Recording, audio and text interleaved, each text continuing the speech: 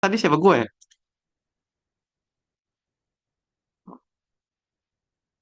Oke, baik. Assalamualaikum warahmatullahi wabarakatuh.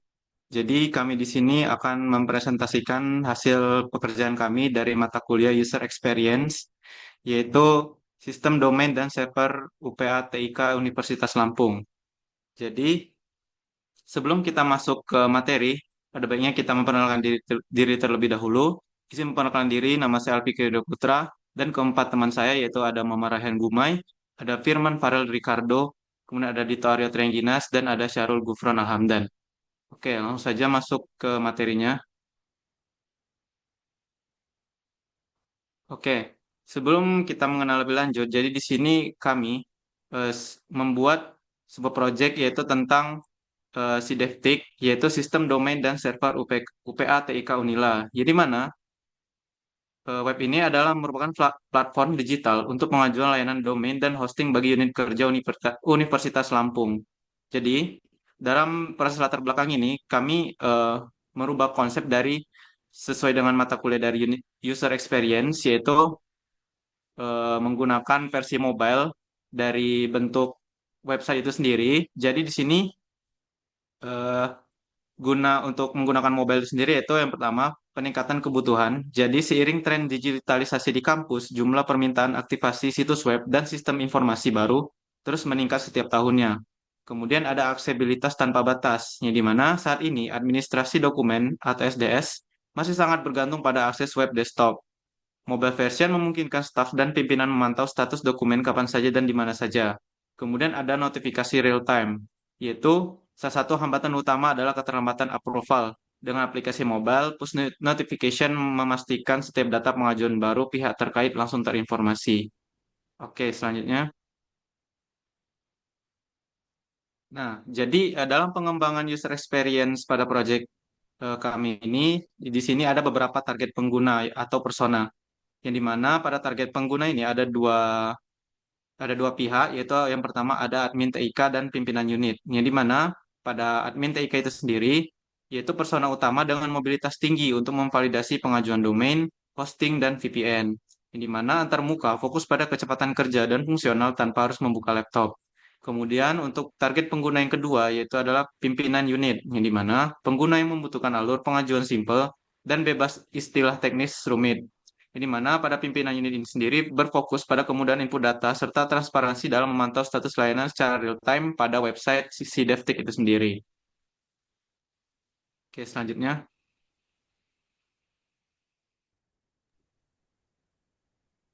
Baik, selanjutnya di sini kita masuk ke analisis flow pengguna.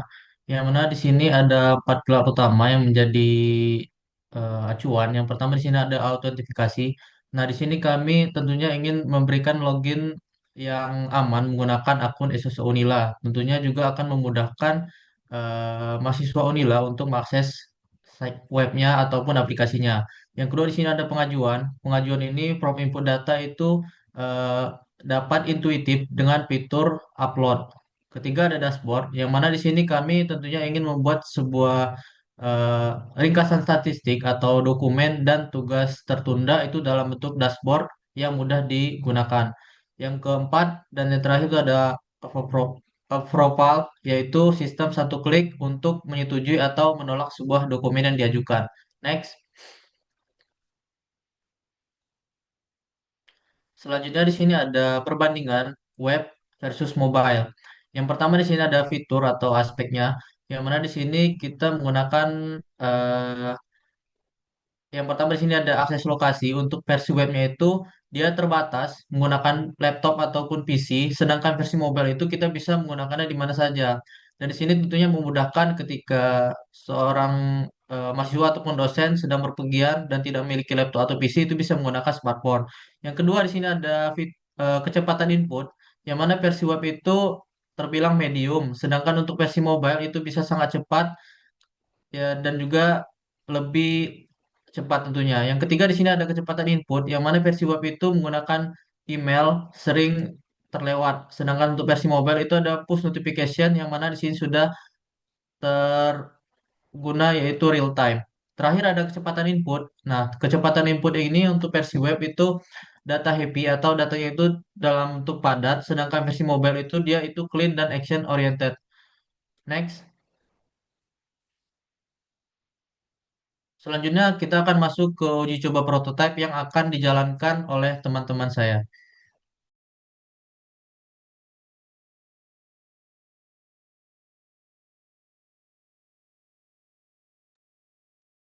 Oke, baiklah. Di sini saya akan menjelaskan di bagian wireframe yang telah kami buat. Nah, jadi di sini untuk halaman pertama, kami telah menampilkan eh, halaman landing page dari si sistem ini. Nah, ketika eh, loading telah selesai, maka akan diarahkan ke login screen si sistem ini. Nah, jadi sini untuk formnya itu, form pengisian dari login itu seperti standar biasanya, yaitu username, password, dan juga login. Dan di bawah itu adalah alternatif lain apabila kita punya akun untuk masuk ke login sistem ini. Nah, untuk bentuk berandanya seperti ini, di mana kami menggunakan standarisasi menu yang terletak di bawah, di bottom bar. Dan juga terdapat eh, menu pilihan utama di tengah sistem ini. Oke, selanjutnya yaitu di bagian layanan sistem ini, di mana terdapat tiga, karena kami menyediakan layanan domain, VPS, dan juga hosting. Nah, dan untuk bar yang di bawah tetap dipertahankan konsisten seperti itu. Dan untuk alur pengajuan, ini merupakan halaman yang ditampilkan ketika kita sudah mengajukan suatu domain seperti itu. Lalu untuk form data pemohon ini, eh, ada beberapa form yang akan kami tampilkan sebagai identitas diri lah dari si user. Selanjutnya di bagian detail domain, di mana ketika kita telah mengisi eh, form diri, kita akan mengisi dari si detail domain, seperti mengisi URL, domain, Unilaci ID, dan sebagainya. Dan selanjutnya, ketika kita telah mengisi detail domain, kita akan masuk ke bagian upload dokumen, yang akan mengisi dari identitas kita, seperti KTP dan lain sebagainya, dan juga dokumen dari si eh, domain itu sendiri. Dan jika sudah mengirim pengajuan tersebut, ada notifikasi pengajuan berhasil supaya agar dapat menampilkanlah kepada user apakah mereka telah berhasil mengirim pengajuan tersebut. Dan selanjutnya ada dashboard atau profil pengguna seperti yang menampilkan riwayat-riwayat eh, aplikasi ini ketika mereka telah selesai mengajukan. Ini cukup dari saya untuk penyampaian dari wireframe secara dasar.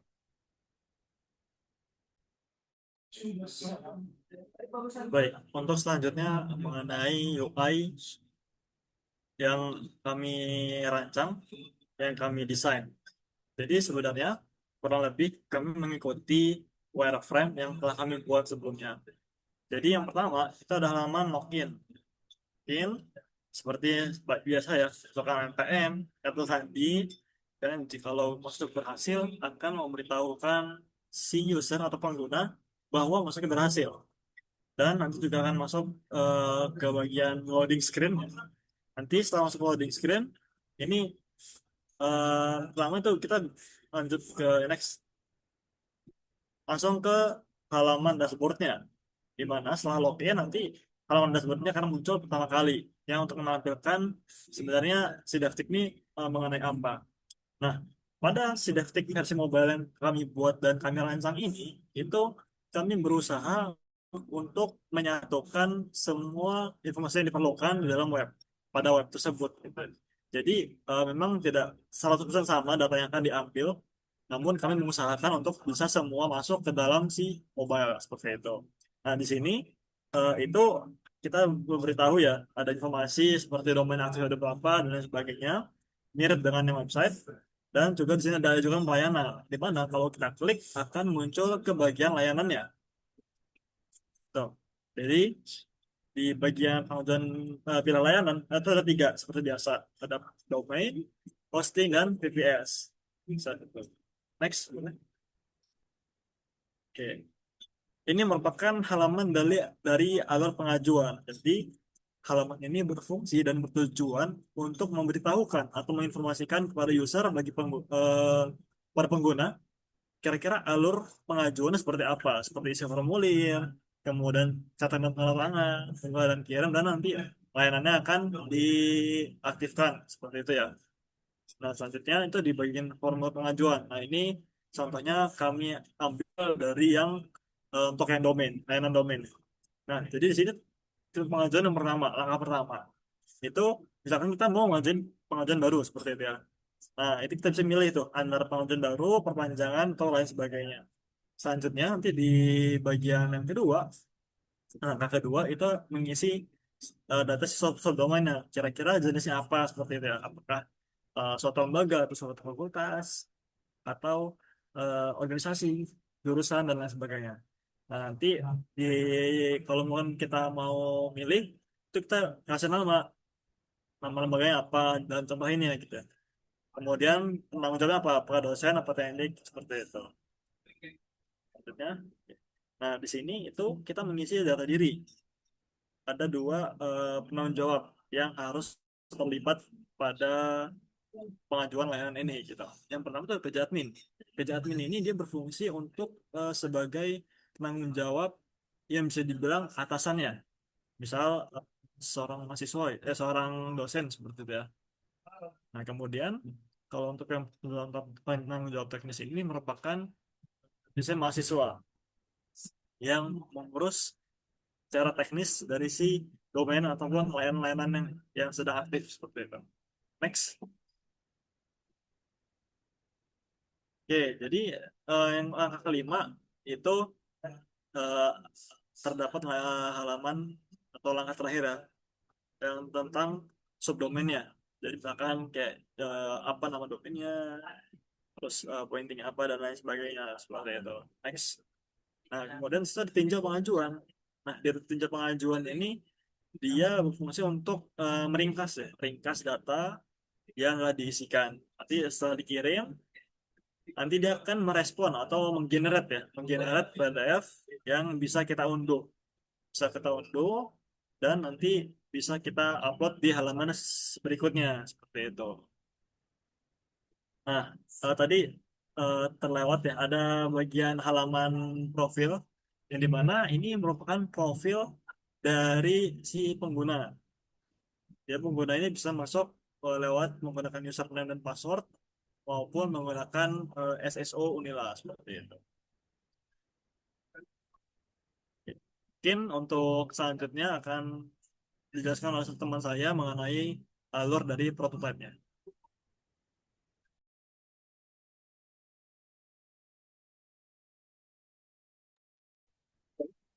Selanjutnya di sini adalah alur prototype yang sudah kita lalui, sudah kita sambung-sambungkan.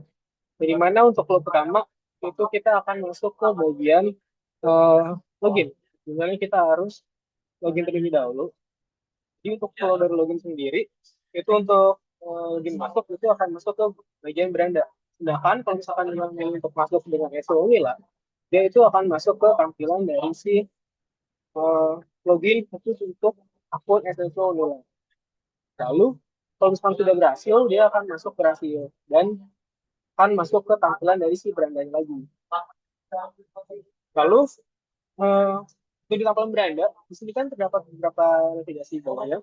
Di mana itu ada bagian beranda, ada bagian layanan, ada bagian pengakuan, dan juga ada bagian profil. Dan di mana untuk di tampilan beranda itu akan stay di dashboard utama. Lalu kalau misalkan kita untuk ke bagian layanan, itu akan masuk ke tampilan pilih layanan seperti yang ada di uh, dashboard ini. Lalu juga kalau misalkan kita ingin ajukan layanan, itu sama tampilannya akan di dashboard seperti ini. Lalu kalau misalkan kita ingin ke bagian pengajuan, itu dia akan masuk ke bagian cara mengajukan data. Jadi mana dia akan masuk ke tampilan alur pengajuan tersebut.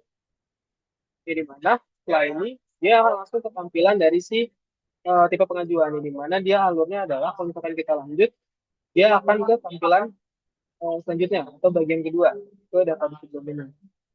Seperti juga kalau misalkan dia batal, dia akan ke tampilan awal lagi. Namun kalau misalkan lanjut terus, dia akan masuk ke flow selanjutnya, itu di bagian ketiga, tanggung jawab administratif. Begitu pula kalau misalkan dia kembali, dia akan ke tampilan ke tipe pengajuan, balik ke sebelumnya. Untuk bagian alur pengajuan itu sama semua, yang dimana untuk lanjut dia akan masuk ke tahap berikutnya. Namun jika kembali, dia akan ke bagian sebelumnya. Seperti yang bisa dilihat di sini prototipenya sudah terhubung semua antar kembali, antar lanjut, tinggal dan lain-lain. Gimana untuk di sini bisa kita coba.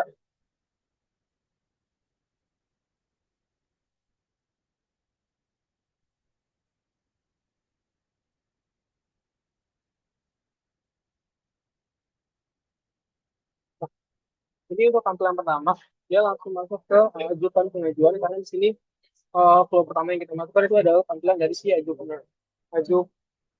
dashboard utamanya. Yang dimana di sini kita akan mencoba untuk masuk ke layanan, tampilan layanan. Nah, ini dia akan masuk ke dashboard si layanan. Jadi dia bisa mengajukan subdomain, dia bisa bikin hosting dan juga VPS. Lalu kalau misalnya kita balik ke beranda lagi, sini kita bisa masuk ke tampilan ajukan sekarang. Jadi dia langsung mengajukan tipe-tipe pengajuan untuk domain tadi. Jadi kita bisa lanjut untuk ke tab berikutnya ke data subdomain. Terus kita lanjut lagi, kita masuk ke tanggung jawab administratif. Terus kita lanjut lagi, dia masuk ke penanggung jawab teknisnya, seperti yang sudah dijelaskan. Lalu di sini adalah bagian tinjau, bagian terakhir. Dan di sini adalah data kita yang apa sudah kita isi dan kita harus menyatakan data yang sini benar, biar kita bisa mengirim pengajuan dan berhasil. Kalau sudah berhasil, kita bisa masuk ke tampilan berandanya lagi. Oke, lalu kalau misalkan ke bagian profile, sini dia akan masuk ke tampilan profile kita. Di mana di sini ada untuk total pengajuannya berapa, lalu proses kita berapa, terus yang sudah selesai berapa, dan di sini terdapat data kita juga. Jadi untuk alur flow-nya atau prototipe yang sudah kita buat, itu masing-masing sudah terhubung ke satu sama lain sesuai dengan beberapa dashboard yang sudah kami buat. Oke, kita balik lagi. Jadi untuk prototype di sini sudah pada terhubung, sudah kami sambungkan dan sudah sesuai dengan arahan, yaitu kita membuat prototype untuk aplikasi dari Japtik versi mobile. Mungkin itu saja yang dapat saya sampaikan terkait dengan presentasi UI UX atau TS kali ini. Kami mohon maaf apabila terdapat salah-salah kata. Kami akhiri. Wassalamualaikum warahmatullahi wabarakatuh.